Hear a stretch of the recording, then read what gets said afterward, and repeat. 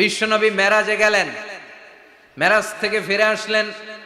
বিশ্বনবী বর্ণনা করলেন, আমি বাইতুল মাকদাস দেখেছি মাঝরাতে, লক্ষাধিক নবীকে নিয়ে নামাজের ইমামতি করেছি, 7 আকাশ দেখেছি, আল্লাহর আরশ দেখেছি, আল্লাহর সাথে কথা বলেছি, আবার ফজরের আগেই মক্কায় ফিরে এসেছি।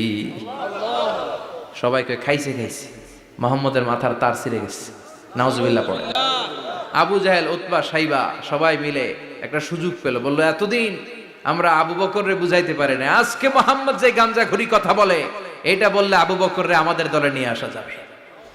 সবাই সাইয়েদনা আবু বকরের কাছে যায়, যে বলে আবু বকর জানো নাকি তোমার নবী নতুন কথা আমদানি করেছে? কি বলেছে আমার নবী? তোমার নবী বলে মাঝরাতে বাইতুল মাকদাস গিয়েছে। বাইতুল মাকদাসে তখন দ্রুতগামী ঘোড়া দিয়ে ছুটলেও যেতে লাগে 15 দিন। অ্যাবাউট টার্ন কাম ব্যাক, ফিরে আসতে আরো 15 দিন, মোট কয় দিন? 1 মাস, যেতে আসতে 1 মাস। তোমার নবী মাঝরাতে নাকি বাইতুল মুকাদ্দাসে ইমামতি করছে, 7 আকাশ ঘুরেছে, আল্লাহর আরশ দেখেছে, আল্লাহর সাথে কথা বলেছে, আবার ভোর হওয়ার আগে নাকি মক্কার জমিনে ফিরে এসেছে। আবু বকর বললেন, আসলেই কি আমার নবী এই কথা কইছে? সবাই এক বাক্যে বলে, হ্যাঁ, তোমার নবী মুহাম্মদ এই কথা বলেছে। আবু বকর দ্ব্যর্থহীন কণ্ঠে ঘোষণা করে দিলেন, আমার নবী যদি এই কথা বলে থাকে, আমার নবী সত্য বলেছে, সত্য বলেছে, তিনি কখনো মিথ্যা বলতে পারে?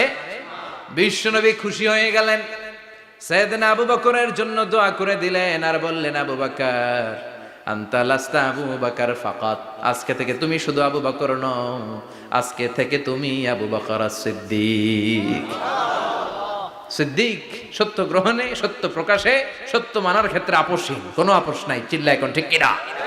সে আল্লাহ বললেন, ওয়াযকুর ফিল কিতাবি ইব্রাহিম ইন্নাহু কানা সিদ্দিকান নাবিয়্যা। ও নবী, আপনার এই কোরআনের ভেতরে আমার খলিলের নামটা রাখেন, কারণ আমার খলিল যেন তেন কোনো নবী নয়, সাধারণ পয়গম্বর নয়, আমার নবী ইব্রাহিম হলো সিদ্দিক, সত্য প্রকাশে আপোষহীন। এজন্য আল্লাহ খুশি হয়ে ওনার একটা টাইটেল দিলেন, টাইটেলটা হলো খলিল। ওয়াত্তাখাযাল্লাহু ইব্রাহিমা, চিল্লায় বলেন, ওয়াত্তাখাযাল্লাহু ইব্রাহিমা, আমি ইব্রাহিমকে খলিল বানিয়েছি। খলিল মানে দোস্ত। খলিল মানে কি? আল্লাহ দুনিয়ার একজনের দোস্ত ডাকে। কি মজার ব্যাপার, কেমন লাগে তার কাছে শুনতে? সুবহানাল্লাহ কইবেন না? ওনারে বানাইলেন খলিল, আর বিশ্বনবীরে বানাইলেন হাবিব। সুবহানাল্লাহ পড়েন। বাপ বেটা সব নিয়ে গেছে। সাইয়েদনা ইব্রাহিম হচ্ছেন বাবা, আর বিশ্বনবী ছেলে।